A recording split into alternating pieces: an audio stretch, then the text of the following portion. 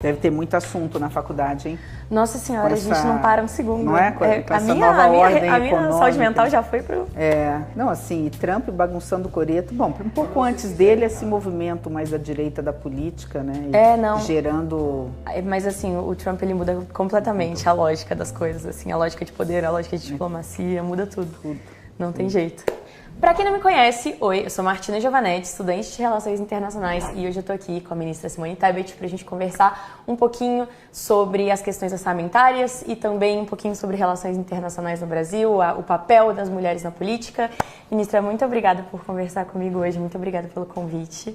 Tô muito feliz de estar aqui com a senhora. E eu queria saber primeiro como a senhora enxerga a estratégia de construção da imagem do Brasil como um país soberano. A gente vê que esse novo governo Lula ele tem muito essa proposta, né, principalmente depois das ações do governo Trump para com o Brasil, e como isso influencia a nossa diplomacia e se isso é um custo a ser gerenciado ou um investimento estratégico para o futuro do Brasil no geral. Vamos lá. Bom, primeiro uma alegria, Martina, te conhecer pessoalmente, uma jovem, né, tão talentosa, já aí brilhando, fazendo faculdade de Relações Exteriores, né? Então, eu também vou fazer igual você, vou me apresentar. Olá, eu sou Simone Tebet, ministra do Planejamento e Orçamento, e estou sendo aqui hoje entrevistada por uma jovem, portanto, pela juventude brasileira, que me faz uma pergunta extremamente relevante e tem a ver com o Brasil que nós queremos, né? E que nós podemos ser. Eu fiquei muito orgulhosa e tendo muito orgulho de ver como é que o Brasil tem se posicionado nesse xadrez né, da nova ordem econômica mundial, da nova ordem política, da geopolítica e da geoeconomia, que não é mais a que era há 5 anos atrás. O Brasil a vida inteira sofreu de complexo de vira-lata. A vida inteira nós falávamos assim, nós somos um país subdesenvolvido, nós somos um país de analfabetos, nós somos um país que não...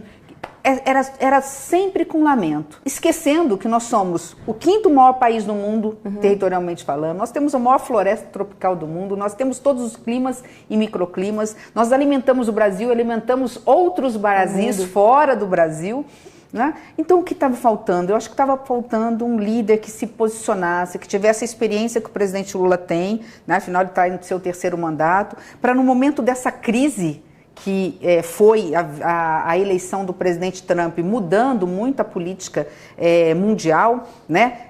Uma política do mundo que era globalizado e hoje tenta fechar as suas fronteiras, né? Como se tivesse uma porteira e um cadeado, pensando no nacionalismo só no eu, e quem sabe depois talvez o outro, né? Se posicionar, não, peraí, o Brasil é soberano, o Brasil tem suas leis, o Brasil não pode interferir em outro poder, que é o poder judiciário, porque nós vivemos numa democracia, né? E o Brasil tem condições, né? Ninguém é autossuficiente, mas tem condições de discutir em pé de igualdade. Então, eu acho que isso é importante, a gente começar dizendo isso. E a fotografia mostrou, agora na Malásia, que o presidente Lula estava certo. Né? Os Estados Unidos e Brasil são grandes parceiros comerciais, é importante dizer, não podemos abrir mão, mas não podemos entregar a nossa soberania, a nossa identidade.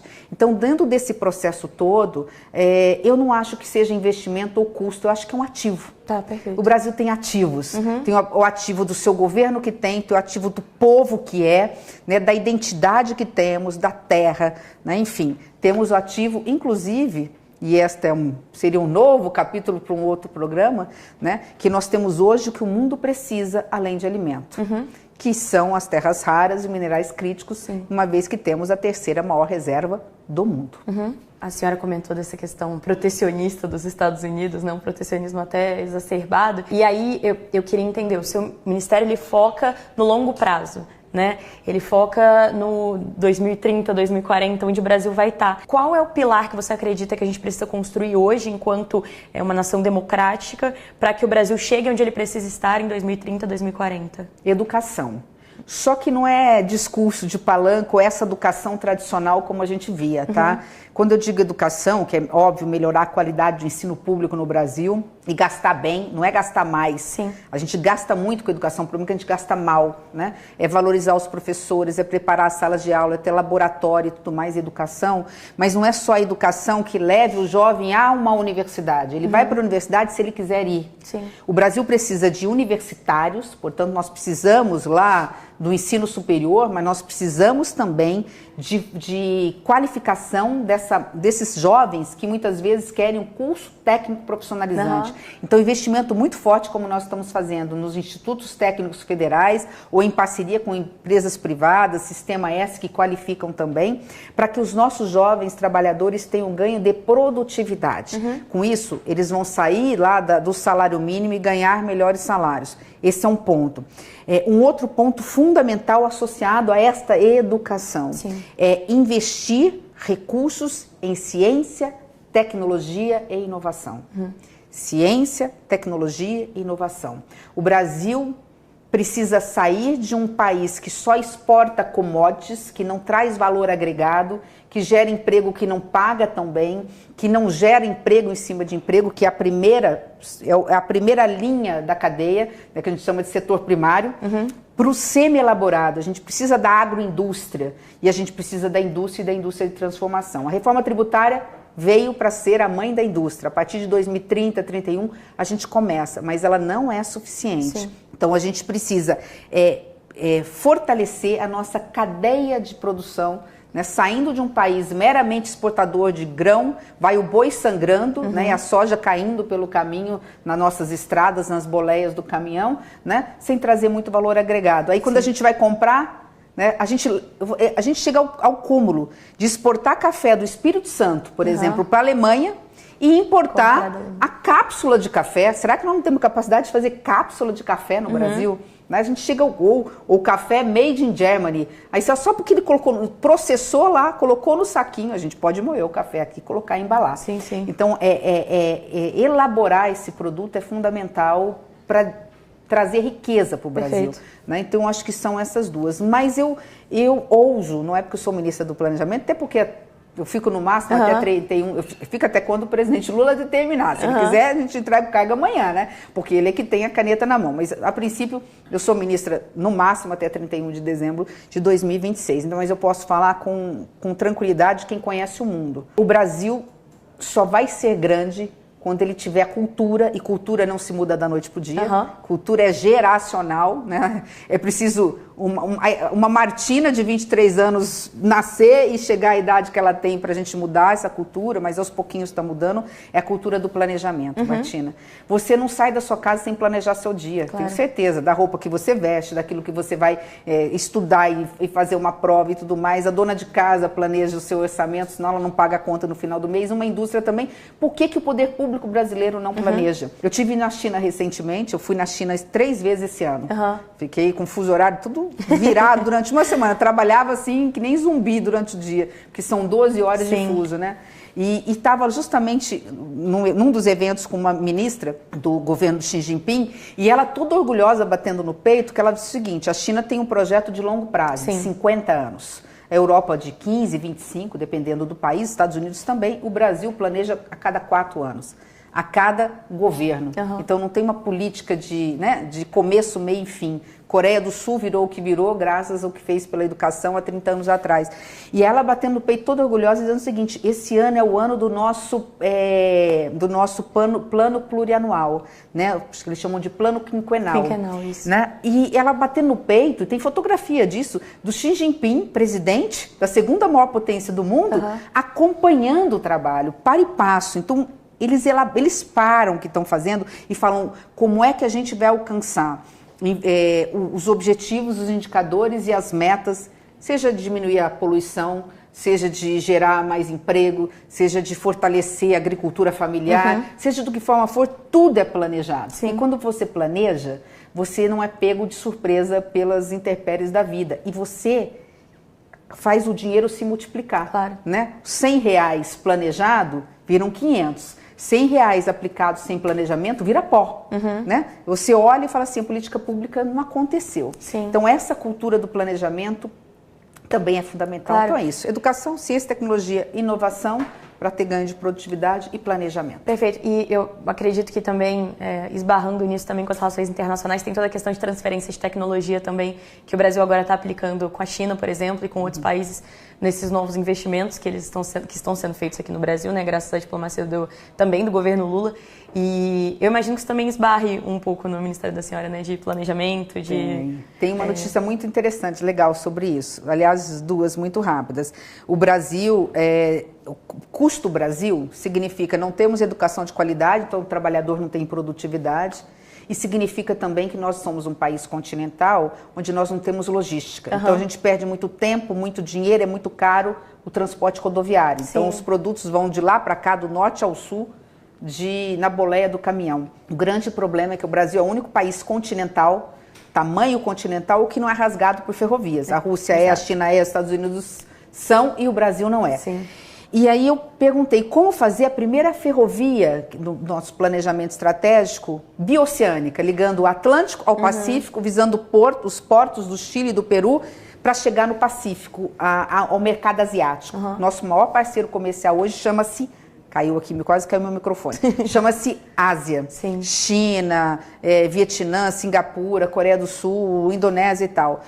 Se você olhar no mapa mundi, o Brasil está muito mais próximo da Ásia pelo Pacífico, pela costa do Chile, pela costa do Peru e tudo mais. E aí eu fui perguntar para a nossa equipe da Infra SA, que faz parte é estatal do Ministério dos Transportes, quanto tempo a gente levaria para elaborar um projeto básico, executivo e ambiental para fazer depois ferrovia. 8.000 quilômetros de ferrovia, saindo da Bahia, cortando o centro-oeste, norte, chegando ao Peru e do Peru indo para Xangai, na China, né, e na Ásia. Eles falaram assim, o projeto é muito demorado, nós vamos levar 6 anos para fazer, tem que enfiar a estaca, analisar, investigar, não sei o quê. E eu sei que a China tem expertise. Sim. Conversei com o presidente Xi Jinping, ele estava aqui, o presidente Lula, nós reunidos numa mesa, o presidente Lula falou que nós tínhamos interesse em ferrovias, me deu a palavra rapidamente para falar. Não deu uma semana, nós fomos convidados, 20 pessoas para ir para a China. A equipe foi dos ministérios, a maior parte. Uma semana depois, eles vieram para cá. Em menos de um mês, nós assinamos um memorando de intenção, onde eles, em 18 meses, vão nos entregar o que nós levaríamos de 6 anos a 8 anos. Perfeito. Ainda pediram desculpa. Olha, 18 meses porque é um país, né, distante, a gente tem que entender a legislação e tudo mais. Então, essa parceria é fundamental. E essa troca também é fundamental, porque o Brasil tem que... Eu vou dar um exemplo em relação a uma das poucas janelas de oportunidade, Martina, que a gente ainda tem, né? A gente está perdendo a janela de oportunidade da juventude. O Brasil está envelhecendo antes de ficar rico enquanto nação. A partir de 2040, nós teremos mais idosos do que jovens no Brasil. Mas a gente tem uma janela de oportunidade muito grande aí, não só de transformar os alimentos, as commodities em indústria, né, mas também em pegar a terceira maior reserva do mundo de minerais críticos de terras raras, que são utilizadas para tudo, do meu microfone ao nosso celular, é tudo, né, é a grande hoje fronteira de geração de recurso. A gente tem condições de trabalhar isso e o presidente Lula já determinou uma equipe para trabalhar como é que nós vamos explorar positivamente essa riqueza no Brasil. E aí não é nem um entreguismo para qualquer país do mundo, seja para a China, para os Estados Unidos ou para a Austrália, né? E nem um protagonismo, porque o Brasil não tem a tecnologia sozinho de dar conta. Então essa parceria público-privada, mas ficando com o domínio da tecnologia, produzindo aqui, gerando emprego aqui, ela é fundamental e pode ser a grande fronteira para o desenvolvimento do Brasil. Perfeito. Né? Então acho que isso é importante. E eu acabei falando muito, mas só para encerrar, eu estive na China agora com isso, visitando o primeiro hospital 100% inteligente da China. E eles aceitam trazer, nós estamos financiando, comprando um preço muito pequeno comparado ao custo. Claro. Eles levaram 20 anos para descobrir a tecnologia. A gente vai financiar 300 milhões de dólares, não é nada, para termos essa tecnologia, para construir o primeiro hospital 100% inteligente, e a partir desse hospital, qualquer estado brasileiro que quiser fazer hospital inteligente, vai poder fazer hospital inteligente em qualquer lugar do Brasil.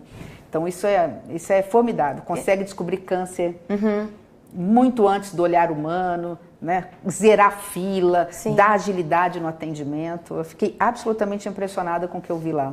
Porque mais do que formar esses profissionais capazes de fazer o trabalho, é capacitá-los para fazer o trabalho que o 2040, 2030 precisa, né? E não somente agora. A senhora é uma das mulheres mais influentes da República e, além da questão da representatividade, existem diversos estudos internacionais do Banco Mundial, do FMI, que correlacionam diretamente a maior participação feminina na economia com o aumento do PIB. Eu queria saber se o planejamento brasileiro quantifica isso. Se existe um esforço de incluir mulheres como uma estratégia de desenvolvimento econômico do Brasil para poder competir globalmente com os países que já estão mais avançados nesse quesito.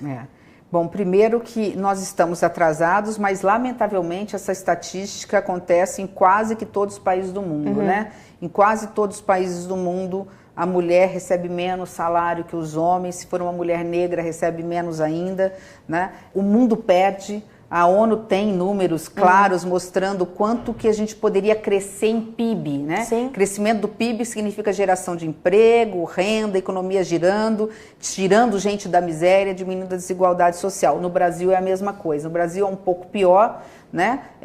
Não tão pior que alguns países, mas pior. Nesse aspecto, eu tenho muito orgulho de dizer que isso é uma contribuição que, de alguma forma, eu dei para o Brasil, porque na minha campanha presidencial eu defendi a igualdade de salário entre homens e mulheres. E quando eu perdi a eleição, foi uma das poucas coisas que eu pedi para o presidente Lula, que ele incorporasse no segundo turno, no plano de governo dele. Então, ele prometeu isso.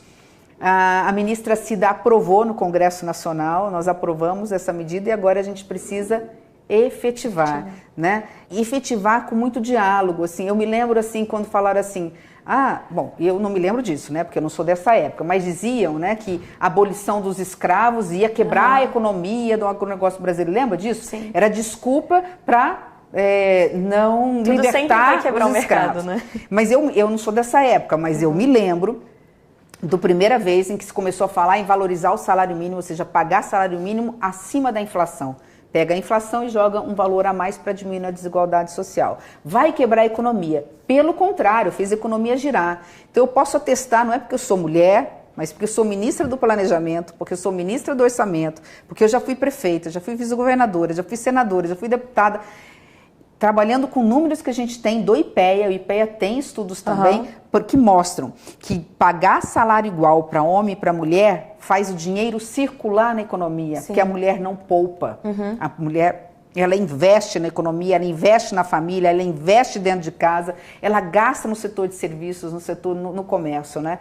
Então, assim, a gente tem que dialogar muito com o setor produtivo. O setor produtivo tem uma grande reticência em relação a isso, mas eu acredito que está chegando um momento em que não vai ter como recuar, né? E é no mundo isso. Da mesma forma, a escala 6x1, né? Não tem como não enfrentar com coragem, com sobriedade, com equilíbrio, né?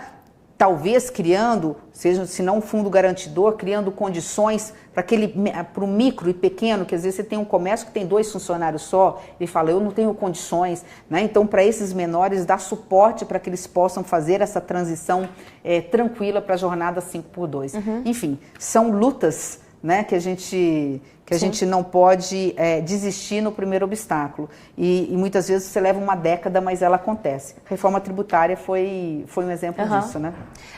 E como a senhora mesma disse, a gente tem muitos países que a estatística elas parece com o Brasil e muitos países também onde a gente está tendo agora aprovação de jornadas diárias de 13 horas, né? A gente tem essa questão da jornada 6x1, ela é uma discussão no Brasil, mas é também uma discussão no mundo e eu queria entender se existe uma necessidade ou uma vontade do Brasil de lutar por um protagonismo em fóruns como o G20, como o BRICS, para investir em políticas de igualdade de gênero ou de pautas sociais no geral, como esse protagonista. E se isso também pode ser uma estratégia de soft power para o Brasil, de trazer essa atenção e esse poder enquanto uma potência diplomática e um símbolo, né, dessas lutas para o mundo. Sem dúvida nenhuma. A COP30 mesmo, né, vai ter painéis absolutamente femininos, não porque tem mulheres discutindo, mas discutindo pautas femininas. Onde é que a mulher amazônida, por exemplo, são 28 milhões de amazônidas morando no entorno da floresta,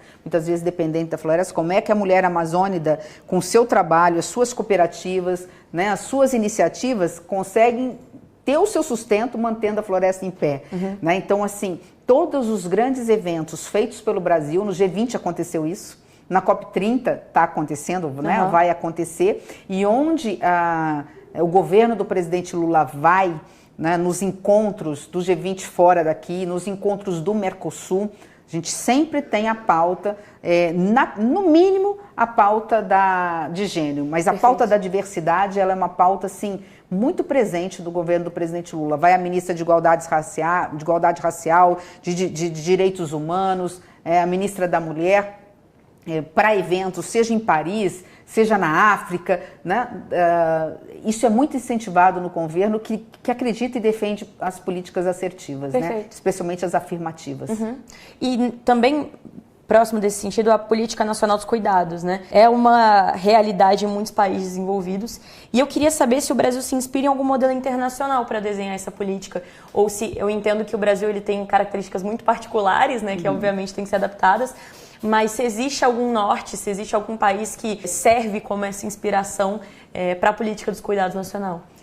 Quando você faz uma política pública, você sempre se inspira nas melhores práticas mundiais, né? No caso específico, não é um país só do mundo, até porque o Brasil tem uma coisa que nenhum país do mundo tem.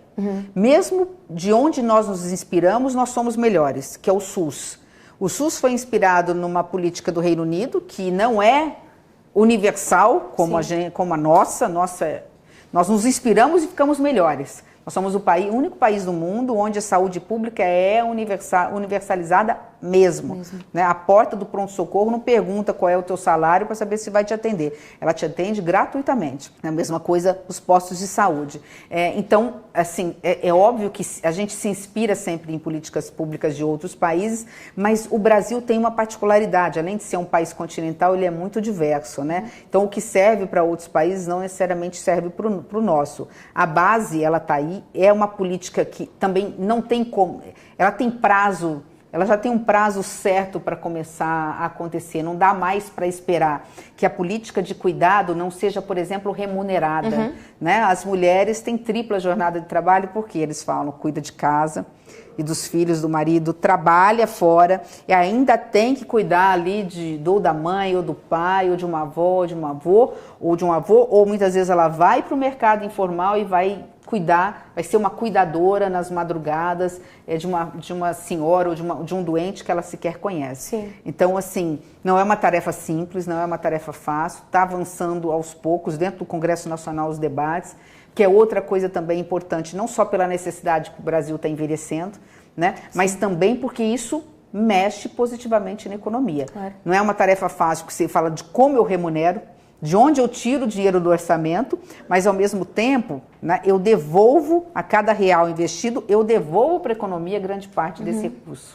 E existe uma quantificação, uma projeção a longo prazo do quanto isso, ou as modificações na escala 6x1, ou até mesmo essa aplicação das políticas de gênero, elas podem afetar na economia brasileira? A sua pergunta me permite falar, talvez, da maior entrega do meu ministério para o Brasil pelas mãos do presidente Lula. Eu fui autorizada pelo presidente Lula, depois que nós fizemos o PPA participativo, que foi um sucesso, né? Nós andamos com plenárias muito cheias, 5 milhões de pessoas votaram na internet, né? Qual era a política pública que achava mais importante, e abrindo um parênteses, por incrível que pareça, porque a juventude é que votou mais, na internet quem ganhou foi as ações de mudanças climáticas, como, né, se resguardar, porque moram em morros e tudo mais, mas óbvio, a presencial foram outras, né? Foi muito forte a erradicação da miséria, a geração de emprego, industrialização. Então, diante desse sucesso, o presidente me autorizou, ouvindo todos os setores da sociedade, também está pronto, daqui 30 dias deve estar pronto, o Brasil que nós queremos nos próximos 25 anos, o Brasil 2050, 2050. E é um Brasil que nós queremos nos próximos 25 anos, Martina, mas todo mundo vai conseguir se enxergar já a partir do ano que vem dele. O Brasil que nós queremos para 2026, para 2027, enfim, para 2030, 35, 40, 2050. E ali dentro dos 5 valores principais, que é democracia, sem isso não temos nada. Soberania, porque enquanto povo nós temos identidade, temos capacidade de resolver os nossos problemas. Equidade, por conta das desigualdades sociais. Então, eu tenho a escala dos 5 valores e diversidade, porque somos um país diverso, enfim, dentro dos 5 valores que nós temos muito interessante ali, que deu certo no PPA, que são indicadores e metas. Então, eu tenho para qualquer coisa, vamos lá, diminuir o feminicídio no Brasil, a diminuir o desmatamento ou as queimadas, indo para como aumentar, combater a inflação e fazer o PIB per capita crescer. Então nós estabelecemos metas, diminuir, por exemplo, que agora se fala muito de segurança pública, o número de homicídios dolosos no Brasil. Então para cada ministério, para cada ação, nós temos os indicadores e nós temos as metas. Num desses capítulos tem, obviamente, saúde pública, onde o foco muito forte é a economia do cuidado. Então isso foi feito com base em todos os setores da sociedade brasileira, de todas as regiões do Brasil, e está sendo consolidado agora no Conselhão. Então, o Conselho de Desenvolvimento Sustentável, o Conselho Federativo, e agora vai passar pelas mãos do presidente Lula, para, obviamente, através de um decreto, tornar essa política uma estratégia de país. Nossa, muito interessante. Ministra, e todas essas pautas de igualdade de gênero, de política de cuidados, de modernização da jornada de trabalho, elas exigem um investimento direto ou uma reorganização econômica, né? E com o Brasil focado no equilíbrio fiscal, como que o planejamento ele garante que essas pautas sociais avancem de fato, saindo desse discurso do orçamento, né? Porque meio que encontrando um equilíbrio entre essas duas coisas.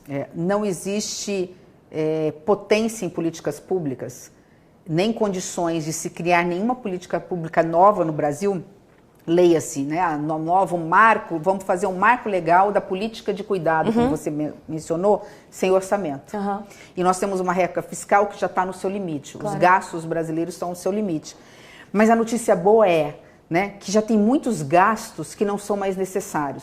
Então é ter coragem, a saída é coragem de dizer no português claro, a importância de se fazer a revisão de gastos para jogarmos em políticas públicas, políticas sociais necessárias. Né? Ninguém está falando em fazer revisão de gastos para fazer superávit, para pagar de serviço da dívida, para pagar contas, juros para bancos. Nós estamos falando, no mínimo, revisar para repriorizar, revisar para tirar uma política pública ineficiente ou que atende, eu não preciso ir muito longe, né? Gastos tributários, que a gente chama de renúncias fiscais. O Brasil renuncia para os setores todos produtivos 600 bilhões por ano. 600 bilhões por ano. E reclama porque a gente às vezes criou uma política pública que custa 4 ou 5 bi. Então, é claro que você não vai mexer no super simples, porque ele beneficia, em forma de renúncia fiscal, a gente deixa de arrecadar, o micro e pequeno empreendedor. E a maioria são mulheres microempreendedoras. E é uma política que gera emprego, renda. Então essa política fica ali quietinha, tá bonitinha, não se mexe. Mas você tem na lista lá de 90 renúncias fiscais, 3, 4 ou 5 que não se justificam mais. Quando você olha e fala, mas aqui eu tenho 20 bi, aqui eu tenho 30 bi por ano. Então se você fizer assim, na média, vamos cortar na média, não no linear, algo em torno de 10%, eu estou falando de 60 bi. Que eu volto para os cofres públicos para quê? Para fazer políticas públicas necessárias, mais eficientes. Afinal, o mundo está mudando. Né? Aquilo que a gente achava que era importante hoje não é mais. A inteligência artificial está aí. Investir em ciência e tecnologia é fundamental para a sobrevivência, né? Do trabalho, né? Especialmente dos jovens que estão vindo aí, que têm mais facilidade nessa questão. Então é uma questão de repriorizar. Né? Não é, eu falo assim, pior do que gastar muito é gastar mal. Porque às vezes você gasta muito, mas fala assim, eu vou ter ganho aqui.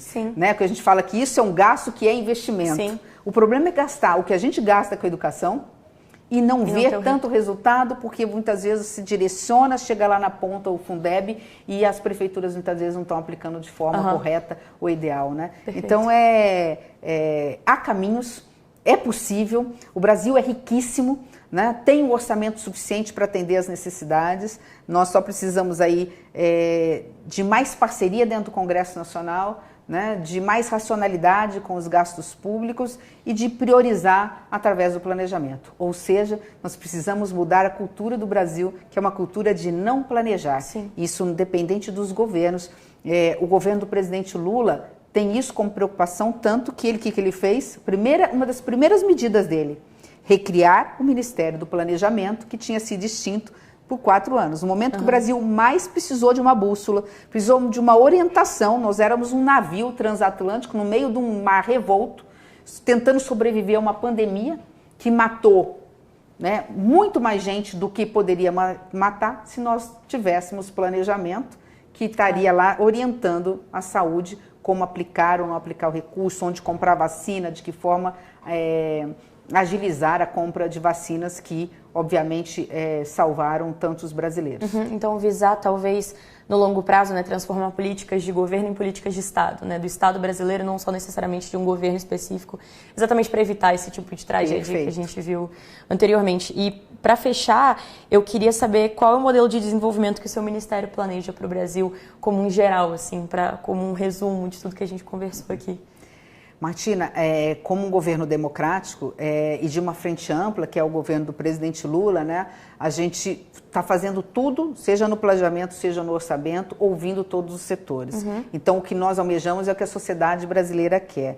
O PPA, que foi esse de médio prazo, ele era uma boa bússola. Ali está o Brasil que nós queremos, não o que eu quero nem que você quer, mas é o que a sociedade brasileira quer, né? O próprio Plano 2050, né, é essa carta, essa bíblia, vamos dizer, da política brasileira, de política de Estado, vou utilizar o termo que você usou, né, para dizer o que nós brasileiros queremos em cada uma das áreas, na saúde, na educação, na habitação, na infraestrutura, em tudo. Ali está, vamos dizer assim, o mapa daquilo que é quase que foi uma pesquisa que nós fizemos com a sociedade brasileira.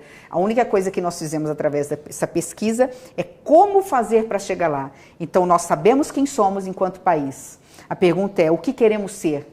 Nós conseguimos coletar isso. E cabe à equipe econômica, as equipes dos ministérios, isso foi feito com os 37 ministérios, entregar a receita desse bolo. Como fazer para chegar lá? Como fazer para ter o Brasil que queremos, o Brasil dos nossos sonhos, nos próximos anos. Se nós seguirmos essa cartilha, né, em parceria com o Congresso Nacional, com os poderes constituídos, com transparência na comunicação com a sociedade, eu não tenho dúvida. Nós chegaremos, por exemplo, em 2030 com outro país. Né? De 2030 para 2040 será um outro salto. E de 2040 para 2050, outro salto. O Brasil nasceu para ser grande. Ele tem condições de ser grande. Né? A janela de oportunidade que está se fechando em relação à juventude ainda não se fechou. Investir em educação de qualidade, com esse foco mais moderno em ciência, tecnologia e inovação, preparando a juventude para a era da automatização, da era robótica, da inteligência artificial, né? Aliado em repriorizar dinheiro para aquilo que precisa ser feito na infraestrutura, para diminuir o custo do Brasil e o setor produtivo da iniciativa privada também conseguir competir com os mercados internacionais, é fundamental para termos o Brasil dos nossos sonhos. E é possível, porque Deus abençoou o Brasil com que o mundo precisa. De um lado, alimentos, do outro lado, minerais raros, né, nessa nova era de tecnologia que tem aí, e abençoado também com um povo que ama a democracia, que sabe que os governos, a melhor forma de se governar, apesar de todas as deficiências, é realmente o povo indo às urnas, escolhendo a cada 4 anos ou a cada 5 anos, os seus dirigentes, aqueles que vão representá-lo na política brasileira. Perfeito. Muito obrigada, ministra. Eu que agradeço, Martina. Muito obrigada.